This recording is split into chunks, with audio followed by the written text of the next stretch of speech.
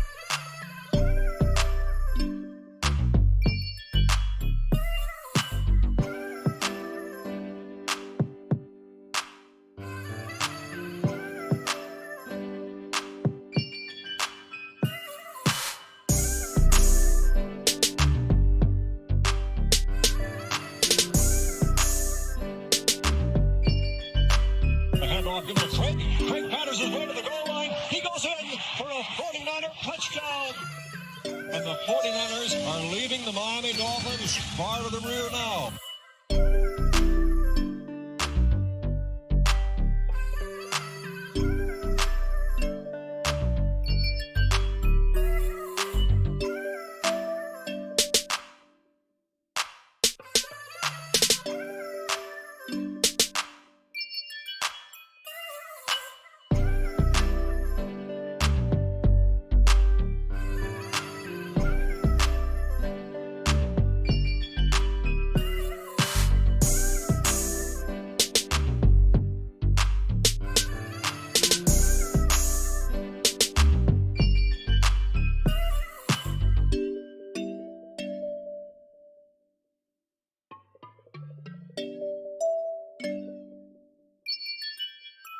Weiss has just set a Super Bowl record with 12 catches. He's in motion. Montana, touchdown, John Taylor.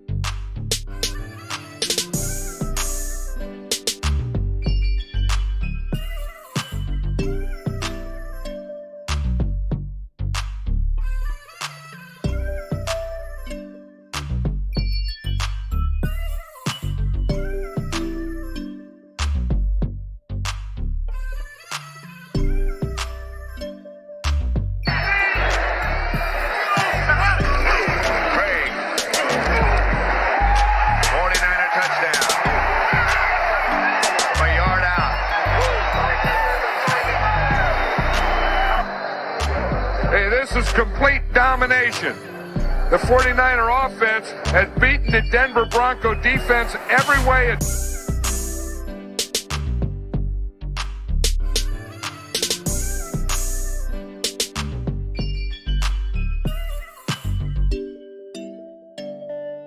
From the 44, they fake it to Floyd. Young to the air, Young to Jerry Rice. Touchdown, San Francisco. Well, that's quite a statement their defense made. To handle the middle of the football field, and Frank, I have dumbfounded as to what they're doing. Good move to the outside on Carrington.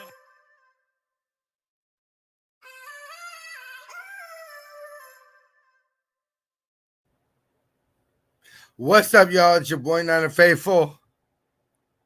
It's here. Football week is finally here. God, we made it. We made it. I didn't know if we would, but we definitely made it. Anyway, we're going to go ahead and give you our 2025 predictions. But before we do all that, of course, we got to pay some bills. So, ladies and gentlemen, faithful of all ages, we're going to pay some bills, run through the intro, and then we'll get the show started. Founded and backed by the GOAT himself, Goat Fuel is a great tasting energy drink without the crash. Use our affiliate link below to save 10% on all Goat Fuel energy drinks. Help out the show and save 10% at the official Niner online store by using our affiliate link in the description below. Go to seatgiant.ca to save on all your theater, concert, and sporting event tickets, as well as help out the show. The website again, seatgiant.ca, promo code Niner Faithful Radio. Follow us on social media at Niner Faithful Radio on Facebook, Instagram, Tumblr, and TikTok, and at Niner Faithful R on X. All right, ladies and gentlemen, faithful of all ages, let's get the show cracking. Weiss has just set a Super Bowl record with 12 catches. He's in motion.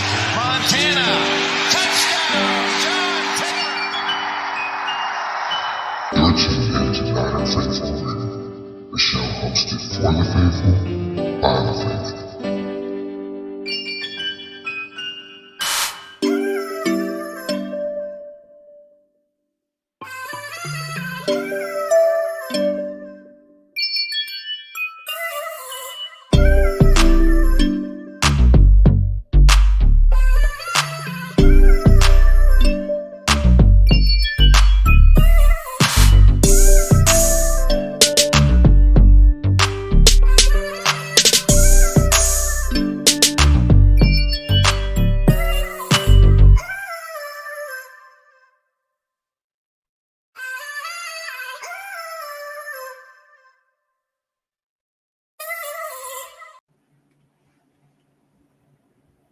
What's cracking, Captain? Aloha, faithful. How's everybody doing tonight? Today, whatever time it is, don't care. It's football week. Yay! It's finally here, bruh. Took long enough.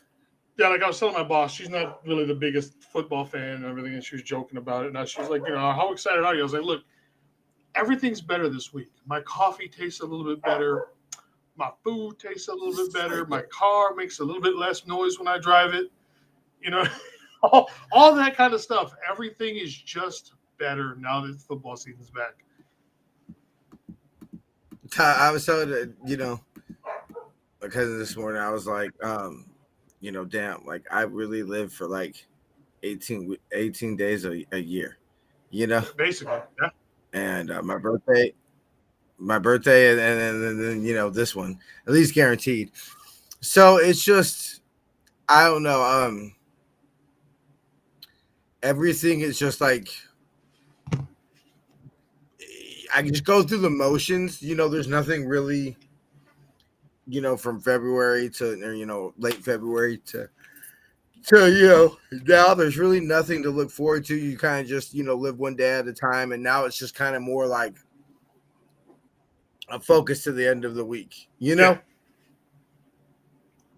Just knowing I need to get the Sunday, and after Sunday, or at least on Sunday, everything's smooth sailing, and you get to kind of get a little refresh. But let me pull a Kyle Shanahan. We might all be dead by then. That line with Jimmy.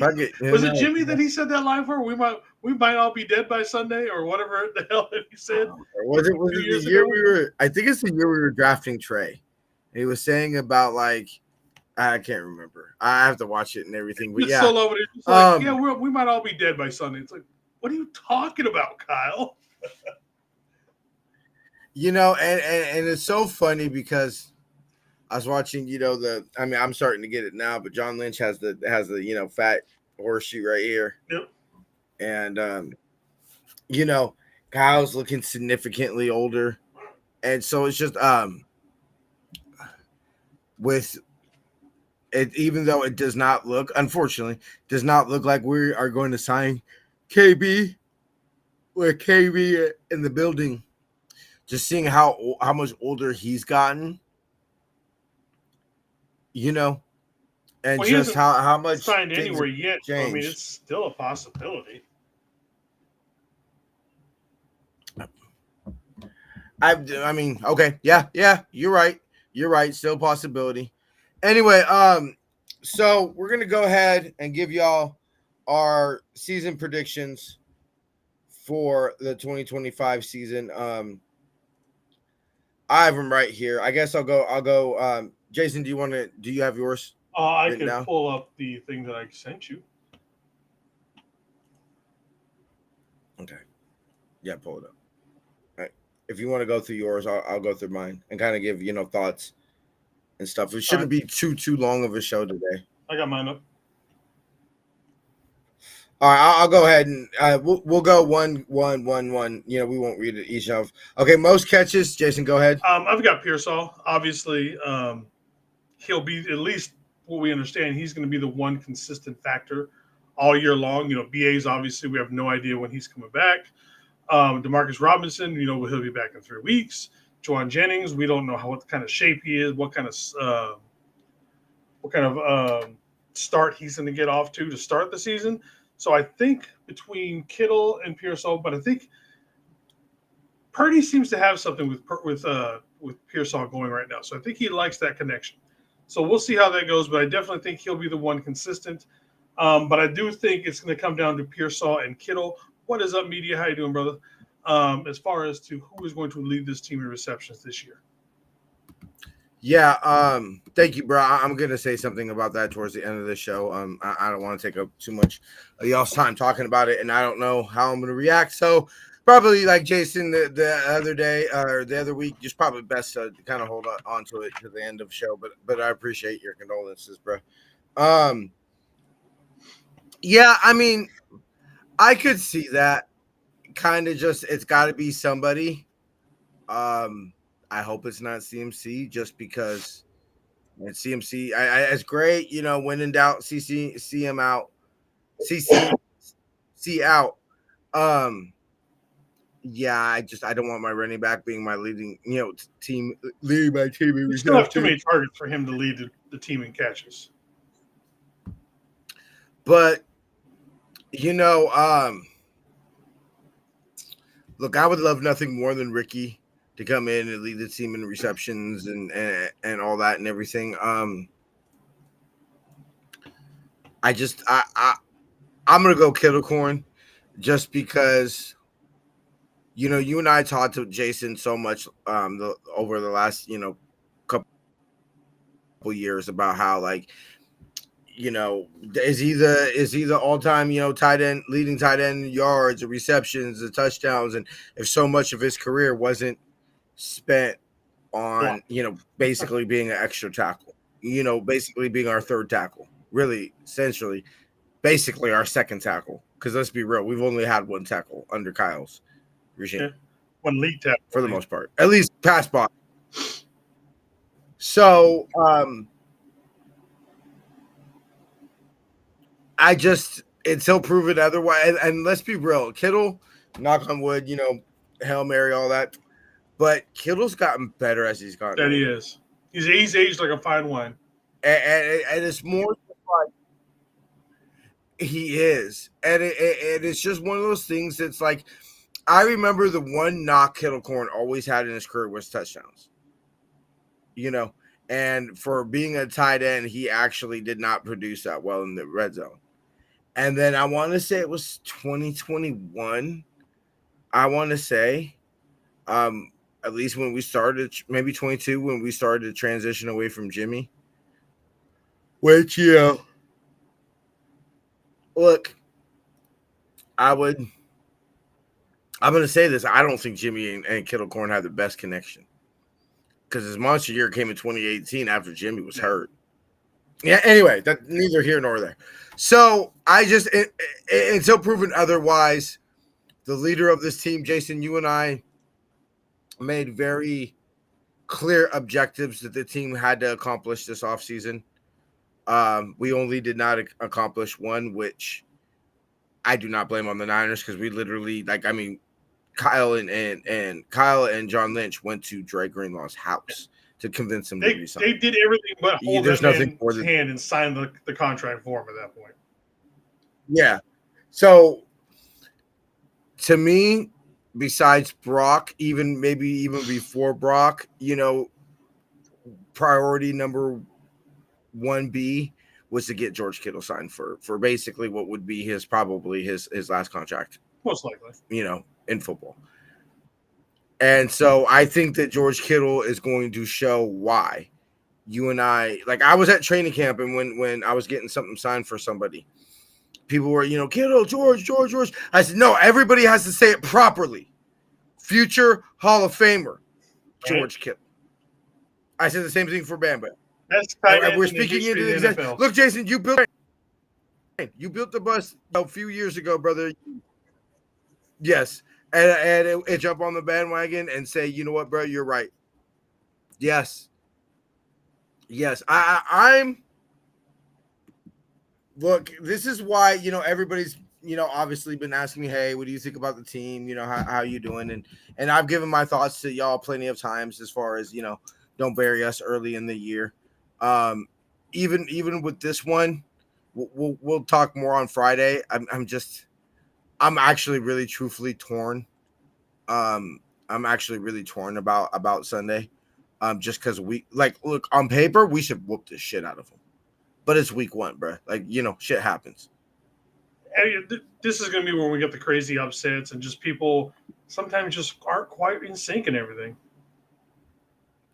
Only bad thing for you. Yeah, no, it's.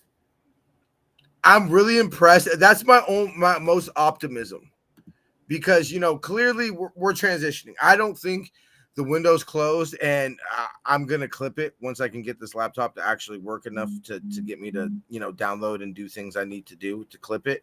Where Kittle said they talked about the window's closed, George. He goes, well, that's the thing about windows. You can just throw a chair through them and break them right open. One of the best fucking quotes of all time. Bro, I'm getting look at my. I don't know how well y'all can see that, but look at my arms, bro. I got straight goosebumps just to fucking. That's not even just necessarily like a football quote kind of thing. Like, that's a life one. Just because the door is closed or windows closed, don't mean you can't kick that bitch down. Yeah, exactly. So fucking, and that fits into right when, and this is right when Steve Young said my next favorite Super Bowls aren't won, they're taken from bloody hands. Yeah. Steve Young talked about that. But anyway, I'm Kittle corn all the way. I think that he's going to, Jason's been saying it. I started saying it last year. I think that this is truly, truly when everybody starts having the conversation and starts saying, future Hall of Famer George Kittle. I do believe this year you'll start to really hear it go. Not just among the faithful, but you'll see Greg Olsen if he does a Niners game. Yeah. He might start talking about something. Kittle is the greatest of all time, And they are good friends, though. I mean, there'd be a little bias coming from Olsen because, like I said, they are friends. So it's a little bias coming from him. But yes, he probably would say something like that. Even if for those, look, I know there are a lot of people, and I will admit if Kelsey was a Niner, I'd say, hey, Kelsey's 2 rings are calling, Yeah. I would say fuck you. I would say fuck you, Brett Jones 3. Yeah. Say ring, motherfucker. Just saying. Brett says, oh, okay. So, Kittle has a monster game. Could y'all not just see that? I could totally see it. Him just, Oh. So I haven't looked to see who the announcers are. Yes, it's just spoiler alert to y'all. All my receiving, picks this year are all Kittle corn. Jason, most receiving yards. Most receiving yards, I've got Kittle. I think he'll break those big. I think he'll break 1K and he'll get tons of yards. The after catch on his will be great. Joe Davis, nice. I was gonna ask you. I'm gonna probably. We'll talk off air on Friday because obviously I know certain things will be different because you're going to the game. But anyway, what's the weather gonna be like? Nice. It's gonna be like 75 degrees. Cloudy and 75.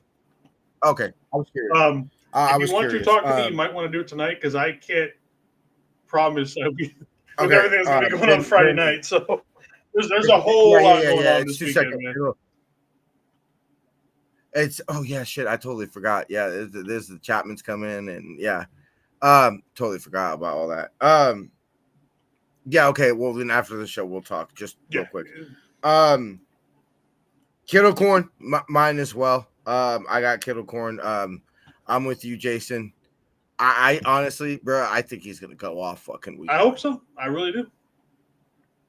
I think it's gonna be one of those things that if you're hopeful and you think, which I think as y'all hear about our records, you would think we're pretty optimistic, and everything like that. I think there's been a lot of noise about how young we are and everything like that. But I think the most optimistic faithful is relying on our stars to be stars. George Kittle be George Kittle, CMC to be CMC, Brock Purdy to be Brock Purdy. From the jump, why the young players, get their feet wet. I think Kittle Corn starts out from week one and announces that, like, my year. We're still that team. Receiving touchdowns, Jason. I don't actually see. Okay, yeah, there's I've got Kittle with 12. I think this is the year we finally, maybe start using Kittle in the red zone. I feel like I've said this for about the last decade, kind of a situation. But I mean, I'm just hoping that this is finally the year that we realize that we have one of the best offensive weapons for the red zone in the history of the NFL. And we've underused him his entire career. Can we finally use Kittle in a manner that benefits him and this team? I think it's going to, because let's be real.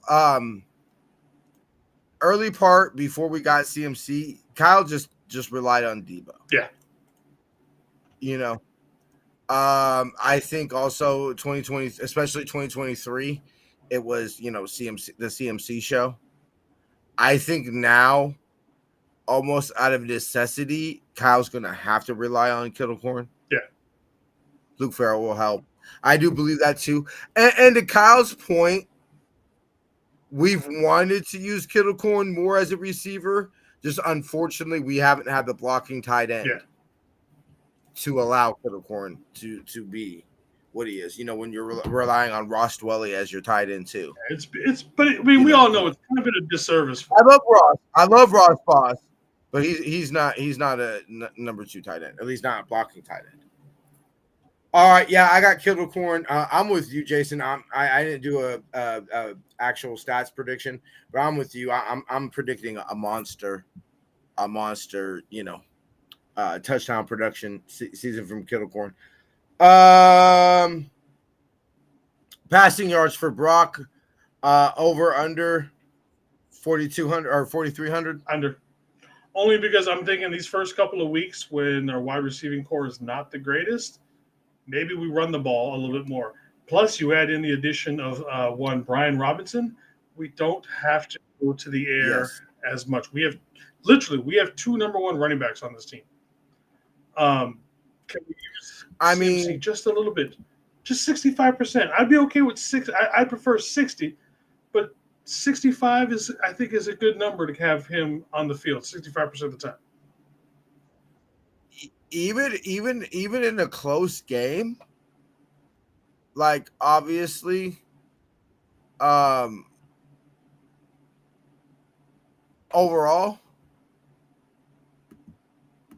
No, we were specifically talking about receiving. Overall, it probably is going to be. I didn't ask overall. It probably is going to. I distinguished it receiving and rushing. I didn't do overall. Probably would be CMC when you add the couple that he's going to. And with the young defense, I think this is the one thing I'm hoping that Kyle does. And how much have we bitched about him stopping running the ball? I think the number one thing we could do to help and the most advantageous thing for Kyle to do to help his football team, especially early in the year, is run the ball and keep our young defensive off off the field. I mean, that's basic football at the same time. You know what I mean? It's just Right. Right? I mean, it means more this year because of how young we're going to go on the defense, but it's just like that should almost be, coaching level 1. Like we walk in the door, hey man, how you want your team to be good? Run the fuck out of the ball and control the clock. I mean, you're going to win more games that way. I sometimes I wonder, going through just if some of these great defensive teams over the history of the NFL have been great defensive teams, or their offensive had just been elite, like Baltimore, for example. Is Baltimore like Baltimore is legit, like it is a great defense, but how much of that is running with Ray Rice, and Lamar. Yep. You feel me? Like how much is every team just doesn't touch the fucking ball, And they're, anyway, I'm with you, brother. That to me is football 101. All right, we got next Brock 35. I know this is a really high number, but 35 over or under touchdowns for Brock. Passing touchdowns. I'm taking the under again. Like I said, I'm thinking these first 3 weeks are going to gimp a lot of things. And even when Demarcus Robinson comes back, it's not like we're going to all of a sudden have the greatest show on turf kind of a thing, offense, just randomly show up again, even with his dude. Will it get better? Yes. Like right now, if you look at our starting receivers, Ricky Pearsall, Jauan Jennings, you've probably got maybe 15 to 20, best receiving core in the league. You get Demarcus Robinson back and a healthy BA, and that's to be determined also. We probably shoot up to somewhere in the top 10. But right now, we've got a mid to bottom tier receiving core on this team. So again, I think a lot of this. Look, I'm not Kim Brock. I'm not sold on our receiving core, bro. I'm just not. I'm not sold on our receiving core because, look, I would say I'm a fair optimist when it comes to the Niners, right? I would say I'm fairly optimistic. Yeah. But we saw what BA was without training camp last year. Just remove the injury. So you're going to add the fact that this man has not taken a snap of football since October of last year. Yep. Okay. Assuming just healthy guess, it's going to be October. Just 1 year, give or take. Just at the earliest, October, week 6. Okay, cool. And then off of that, coming from not just the ACL, Jason, but an MCL. Yep. Which I don't think people realize that. They stop at ACL. 90% of the conversation you hear, they stop at ACL. It's like, wait a minute, calm down. There was more than just that, right? Like, I don't think people realize how bad of an injury it really was. It wasn't just a simple ACL. Look, the reason Jauan Jennings is because Brian Ayuk. Because I believe put a gun to the Niners' head. I believe they believe Brandon Ayuk ain't going to be the same player. They don't say it again. You kind of got quiet there. I said, I put a gun to the Niners' head. Mm-hmm. I don't believe they believe Brandon Ayuk comes back as the same player. Oh, yeah. I mean, that's exactly. Basically, let's be real. That's the reason why Jauan Jennings does not have a contract right now. Why would that? Right. So I'm not following you on this one. Why would they not pay Jennings then? Injury factor. I think the Niners are done paying receivers. I do. Oh, okay. Well, okay. That makes sense. Going that way. I do. I think that you're seeing a significant philosophy shift when look at this for positive and negative. Media said it best. Getting business handled early in the offseason this year. Although the CJ West situation was weird, but that was a league-wide weird situation. That wasn't a Niners. Oh, you mean Alfred Collins situation? After Collins. I Yeah, said CJ West. I'm sorry. Yeah, I Alfred mean, Collins. people were like, That was league why? wide. No, there's not a single second rounder. Why y'all get mad at him? It was a complete change to everything. He said they'll need money for Pearsall in a few years. Maybe. I don't even want to think about that right Money now, for media. Jake. Just because. Sorry, media. I'm sorry, brother. Oh damn! Uh, Hey, they said they're gonna take the money from sorry, Jacob Cowley. I couldn't help myself on that one, man. Oh, damn.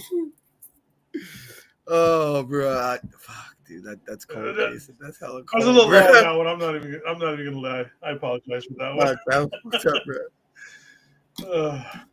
Yeah. Anyway. Fuck, that hella threw me off. Yeah, I'm under. I'm under. Look, fuck media. I'm under, bro. Like if Brock is throwing the ball enough to be able to get 35 passing touchdowns, I got some concerns with the way the season's turning out, Jason. I wouldn't necessarily have concerns. I'm just wondering what kind of offense we're running if he's throwing that much. You know what I mean? Like I said, is that when DeMarcus Robinson comes back and BA comes back, they're both healthy, and we're just clicking? Then I'm like, all right, I'm down for it. Or is that an offense with the defense that's giving up 32 exactly? points a game? We got to see what's coming out.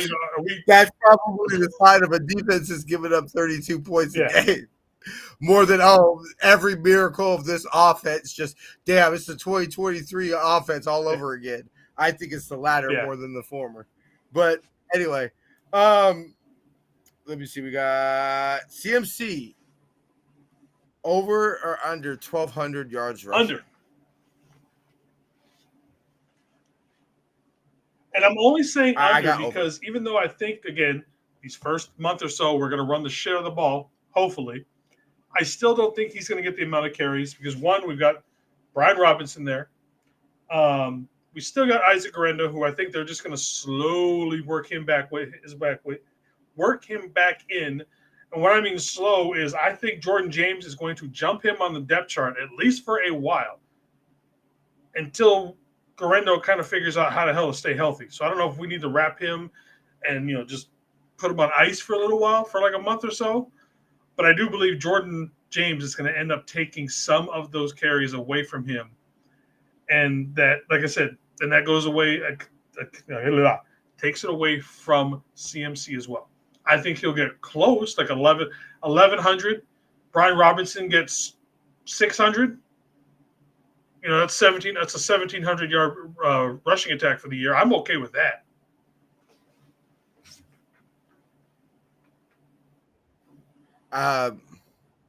You put 9,000, but I think you meant 900. I've changed it, my idea. So I got. Hold on. What did I put? I put under as well, just because everything you said and. Look, what's up, Bird? How you doing, brother? None. Like I'm being a little hyperbole here, but I want CMC to get like 15 fourth quarter snaps all year. I don't even see the reason why to play the man in the fourth quarter, unless we're playing Seattle down by a touchdown. Well, I don't want look. As much as I was screaming MVP and all those things and wrapped up in my emotional in the game, I don't want to see the 4-touchdown Arizona game because a 4-touchdown Arizona game is unnecessary. There's not enough why CMC needs to be having 4 fucking touchdowns. He just doesn't need to carry the ball enough to get that many things. Leading right into our next question, y'all know what's going to come. Jason and I both are on the same page. CMC 1,000. No. And mine, same philosophy. I hope he doesn't get enough carries to be 1,000, and I don't think he will be. Now, this might be a little bit more hope than an actual belief in what will happen, but I have a lot more belief in that, a lot more to back up my belief in it this year than in. And I think every other year I've picked yes, simply because CMC has the talent to be able to do it, and this offense can run through him. Yeah, that's what I'm saying. But I mean, he could do that here again. But this is the first year I'm saying to it, just because again, we legitimately have Brian Robinson back there to help. We've got to use him, or else it's a complete waste of a trade. Unless he's going to be more towards the end of the year, because it's the point, Jason. Because I think the best we'll see from CMC as far as production's concerned was 2020. Yeah, by far, easily. I think that will be the best CMC is in a Niner career. Yeah. As far as individual production, MVP status. Let's be real. Take the Niner hats off, bruh. CMC was the most valuable player in 2023. Yeah. It's just a fucking quarterback award. But I'm okay. I still don't think that's a bad thing, because I'd rather get a little bit less production but more freshness 100%. And a better version of CMC later in the year. Can we get, you know what I'm saying? Can we get to 12, 13 games wins kind of a situation, and he takes, as media put up, 10 to 15 less snaps per game, and we still get that same value or same amount of wins? Yes, absolutely. Think about how much fresher he'll be for the playoffs, Super Bowls, all that kind of shit. So yeah, 100%. Because it's to the point, I don't need to be chanting MVP week 7 or week 3 against the Cardinals. I need to be chanting MVP when he's holding up the Lombardi in the end zone at Levi's. That's when I want to be chanting MVP. 100%. Media, I think, was a great point. What do you think about this, Jason? 10 to 15 snaps a game for Robinson? If we run the ball 40 times, 15 to 18. If we're, I'd say yeah. I want him closer to 20 snaps, maybe 10 to 15 carries. Look, I think we can have both of the same world, because I think what nobody's talking about is, and also might extend Juice's career, because let's be real, Juice had a down season last year to his standards. We're underestimating the ability to have them both in the backfield at the same time.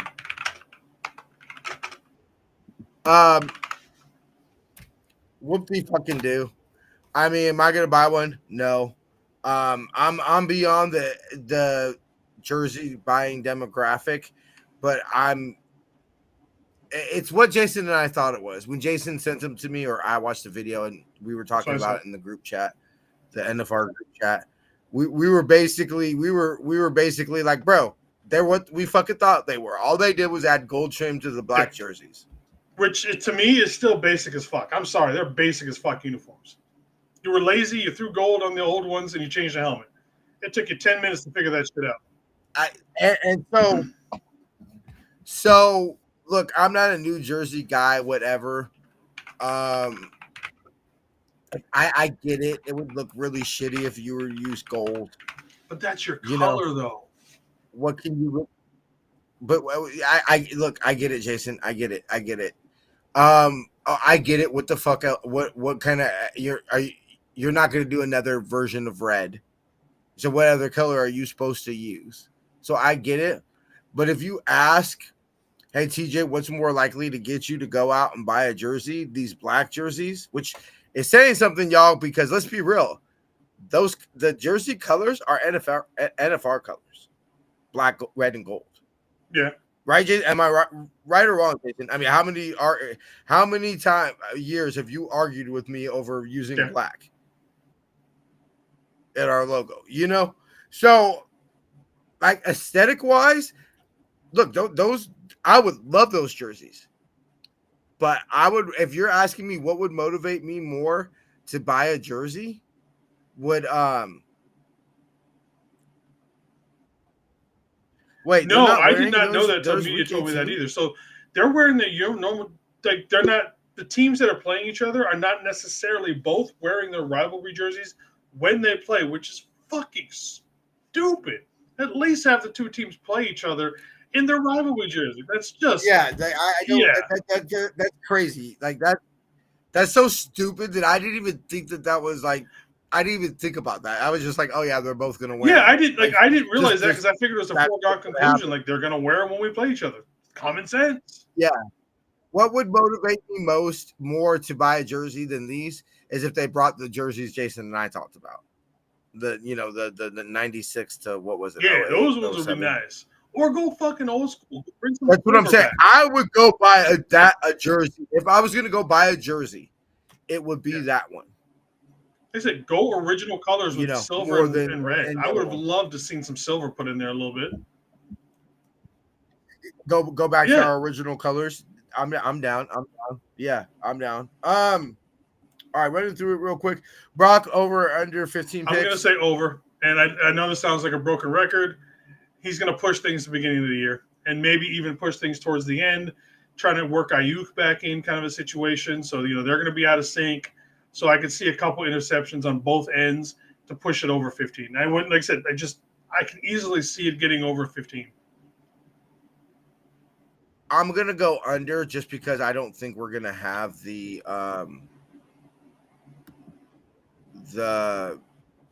passing the ball enough, hopefully, to have Brock. But I think it's gonna be close. Like if he ended up with 14, wouldn't surprise me. Would not surprise me at all. Brock over under 500 rushing yards. I went over. I think he's going to run the ball more this year because we're not. I think it's going to take a second for him and the receivers to get on the same. And he's page. just so smooth with it. But also I think what to get back to your point, Jason, on if Brock goes 15, more than 15 or more picks, trying to force the ball to Ricky. I don't even think it's Ricky. I could see that. See, I think he's fine with Ricky. I think it's going to be some of the other guys, especially if we have, say, Juwan's not ready, and we got to go more with somebody like a Jordan Watkins week 1, Russell Gage, MVS guys he's not in sync with. I think it's going to be Russell. And Gage. then again, once BA comes back, are we going to try and? I could see a game where BA comes back, where it's just like the Debo game last year, where we force fed the fuck out of him, and everybody just said we're done. Like, you know what I mean? Like, we're trying here and nothing is working. I honestly could see a game like that where Brock throws 2 or 3 picks, just trying to get BA back into sync with everything, and it just ends up being terrible. I could see it. Okay. Last couple. Team leader in picks. Green. Jason. I put Demo. I think they're going to go away from Debo. I think this is where.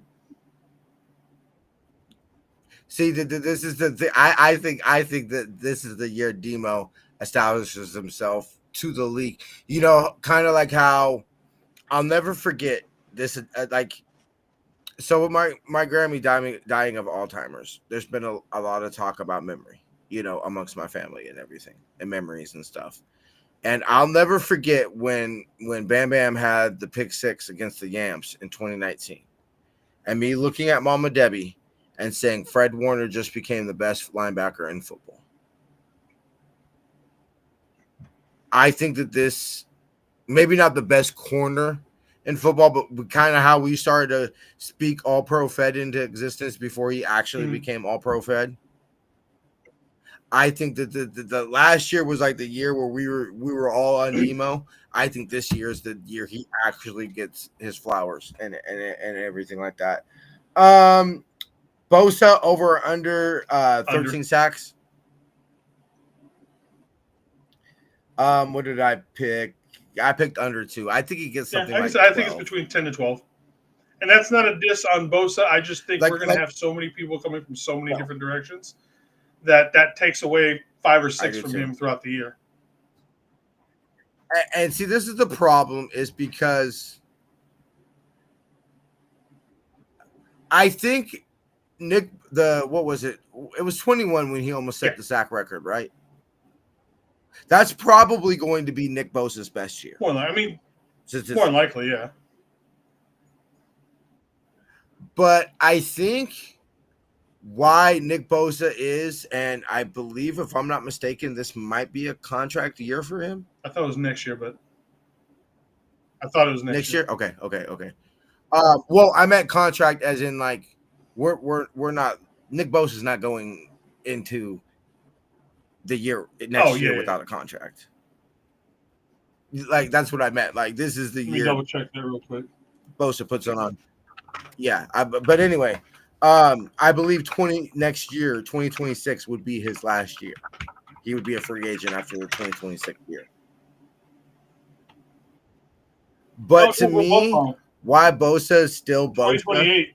What when he's a free agent? Okay, cool. I So we're didn't both wrong. realize But it was anyway, that long of a contract. what I think, I thought it was shorter than that. yeah, Steve just said it. I didn't either. And what's up, Steve? How you doing, brother? So Thanks for to showing me, Bosa is going to prove why he's Bosa. It like circa look at the second Seahawks game, the one in at Levi's last year. The second Nick Bosa left the field and got hurt and hurt his oblique. That's the second that basically our season truly collapsed. I also don't want to see Nick Bosa stop. Like that's when the Seahawks started their comeback. I'm sorry, go ahead. That's when the Seahawks came back and won. That's after the fiasco in Green Bay, the fiasco in Buffalo. I think that's when truly the season collapsed. And so that to me is that Nick Bosa is the damn dude of the defense, not because he's going to get 15 sacks. It's just his impact on plays that you don't see. The fact that the offensive line has to set their protection. Their entire protection scheme is focused on stopping Nick Bosa. I said, my biggest thing with Bosa is I don't want to see him softly caressing a quarterback's arm and guiding him to the sideline like he did Baker Mayfield last year. Just rip that fucker's arm off. I don't give a fuck who it is. Yeah. I better not see that shit again. You know what? At the end of the day, I'll take what Ronnie Lott said. Sometimes you need a 15-yarder. Exactly. But I'm still mad at that. We could have won that. We should have won that game. Yeah. Did we win that game? Yeah, that's look, bro. Like there's a lot of, and this is the thing about what the most frustrating thing about is if the season goes sideways, it's going to be games like that. Like it's going to be games like that. I got it mixed up. That's the For some reason, I thought we lost that game. And I was like, oh, wait a minute. I think we won that one. Honestly, should have. Jake Moody should have missed that field goal, bro. We still don't have a punter. Or no, we signed one. Let's go, baby. Jake Moody. We did. All pro punter. Let's go. Fucking A, man. But fucking A. I'm thinking under just because let's be real. I would accept if Huff led the team in sacks, honestly. Because that would mean that the defense truly has the 1-2 punch that we've been looking at since Nick Bosa and D Ford. Yeah. If Bryce Huff leads the Niners in sacks this year, that truly means we have our 1-2 punch. Yeah. And then that excites me. Last two, team MVP, I got Bam Bam, Jason Kittle. Breakout year, Kittle. Breakout year for the best tight end in the history of the NFL. Take that as you will. Yep. If let's be real, if I told you there's co-captains and it's Bam Bam and Kittle, would that surprise you? Co-captains or co-winners? Oh, I'm sorry, co-MVP. Oh no, it wouldn't surprise me. Not at all. Not at all. And rookie of the year, Jason? I think it's going to be one of the defensive linemen. I don't know which one is going to break out, but I think it's going to be one of the three. I'm going to go out on a limb, and I'm actually going to name a Pacific player. I said this. Look, I know the sexy trend for rookie of the year is Upton Strout. Yeah. And truly, if you ask me from what I physically saw with my own eyes, it would be Upton Strout just because Upton Strout was making more plays throughout camp. But I'm telling you the same way. I won't make the proclamation I did last year with Dominic Pooney. But remember last year, Jason, when I said that if Dominic Pooney can turn a strength into a weakness into a strength, or just not have it be a weakness, that this team would be Super Bowl contenders? Yeah. I'm going to say this. If CJ West can turn the biggest weakness of this defense, let's be real, since D'Amico Ryans left in 2022, when we had the number one run defense, or the number one defense and number one run defense. If he can turn it into a strength, I won't say that we'll be Super Bowl contenders, but that's why I believe he'll be MVP, because he'll make the most impact. Fair. And people like you and I who study the Niners and really dive deep into this shit will say, sure, Upton Strout might lead the team in picks. You know, he might have the sexy stats or whatever. But if this season does go on to be what we want it to be, I think that that real football people will be praising CJ West. I truly believe that. Yeah, I mean, we'll see. Like I said, I think. But it could be Alfred Collins. It could be Valadez. It could be Huff. You know, well, he's not a rookie. But anyway, it could be any of the rookies this year. Truthfully, honestly. It could be all of them. Let's be real. I hope it's all of them. You get a trophy. You get a trophy. What is this, a participation trophy? Yeah, I know, right? I hope this is how we talked about Dwight Hicks in the hot licks in the 81 draft, setting up the secondary that won.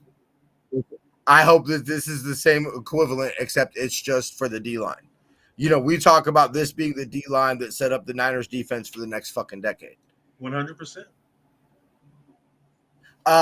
Jason, record? I took my phone now. I forgot what you said. 11-6. I got 12-5. I look, truthfully, part of me really, really actually wanted to say 10-7. Yeah. You know, I would, but 10-7 to 12-5 is definitely my range. I think 12-5 is optimistic. You know, everything kind of goes right. Kind of such a young team. A little reachy.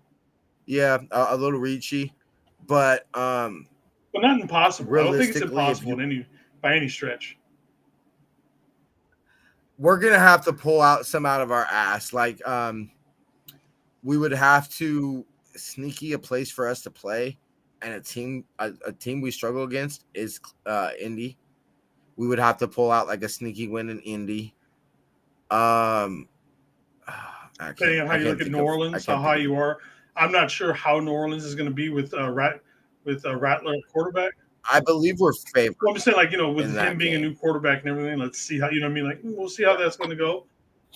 New Orleans is a tough place to play. Like, the first 2 weeks, truthfully, honestly, scared me, bro. Because New Orleans, for a young team, Brock's first start there, you know, in the Superdome, everything, like New Orleans is it's a loud place, too. There's a lot going on in New Orleans. That's what I'm saying. Truthfully, honestly, gun to my head, I think if you ask us the first two games, I think we split them. I think we win week 1, and I think we lose week 2. Yeah. I mean, honestly, for the first 3, I wouldn't be surprised if we were 1-2 coming out of it going into week 4. To be honest, that's perfectly honest. Again, young team, still melding together. You know, now you don't want to have them falling. Like if we were competitive in all 3 games and we ended up being 1-2, I'd be less worried than if we just got absolutely destroyed and it looked like we had no idea what we were doing on defense, on the defensive line side of the ball. Like week 1, you say some fluke shit. I would like that's what was my curiosity, because let's be real, the Bears, it was a fluke weather, you know, but we're not going to have the weather.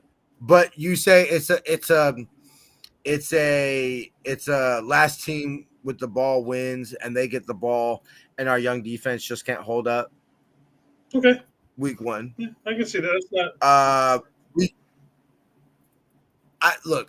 I don't see us losing the first, going 0-2. But yeah, if you told me realistically, I hate to say it, but the 2 division games, bro. Yeah. Lose Shadaddle. beat New Orleans, lose to Arizona home opener, which we're wearing fucking white at home. And look, y'all already know how I feel about wearing white at home. I fucking hate when we wear white at home. We're only wearing red but yeah, times the entire season. Did you know that? It's only 6 do times. you know? So to wear our normal red jerseys, we have to wait all the way until November. Yep. That's nuts. But I understand it. You don't want to be in those darker colors when it's hot down there. It makes sense. I mean, I know it sucks, but I understand the reasoning behind it. You know what this is? This is preparation for the Arizona game last year. And what I've told everybody is we have had a mild summer here. And I told everybody, I said get ready for barbecuing on Christmas. Yeah. That's kind of what a lot of people up here have been talking about the same thing. It's been very mild here. I'm going to be wearing shorts and sandals come December. Yep, it's going to be get ready to barbecue on Christmas. Yep. All right, Jason. Any, final thoughts as we get ready? I'm excited for this week. I've already told my boss I'm 95% checked out of work this week. Don't fucking ask me to do anything important. In case anybody who doesn't watch now, I will be doing this show from somewhere in Seattle. I have not yet decided where. I may pull Lombardi and just walk around downtown Seattle and talk. I haven't figured that out exactly. That'll be Friday night. Saturday, I will try to post lives and pictures as much as possible. I will be at the Invasion. Then I will be after the Invasion. I will be going over to Chapman's party over at the press box. Then Sunday morning, I'm going to be hanging out with the. I have a beer for me, bro. Will do. Sunday morning, I'm not doing Chapman's thing this year. I'm going to be doing it with the 408. So I will be looking for your boy Abdul or not Abdul, Abul. I don't know why I keep saying Abdul, but Abel. I will be looking to him like, hey man, what's up? TJ says hi. So I'll be partying with them and the people and all those guys. So that'll shots be cool for me. Yep. Don't get as drunk as I was last year. I can't wait to go to the game. Obviously, the front row tickets are going to be absolutely insane. We're only about 40 feet or so from where the team runs out the tunnel. If they score a touchdown there, crazy, bro. Look, let's be honest. You're probably going to see my fat ass on TV. Honestly, you're probably going to see me on TV if you score a touchdown. We're going to see you on TV. So, we're going to see you on TV. All right, brother. So yeah, we'll catch all those videos. Say what's up to Chapman. Say what's up to everybody. Press box is where we went for the thing on Sunday. That's where we were for the for both the party for both the night before and the tailgate. Awesome. All right, brother. Hold on. I'm just gonna run through the outro and shit, and I'll be right back on. One love. Yee. All right, y'all. Thanks, Jason, for tuning in. We shall see y'all Friday. Can't wait. Oh, baby, it's finally here. I'm so fucking juiced.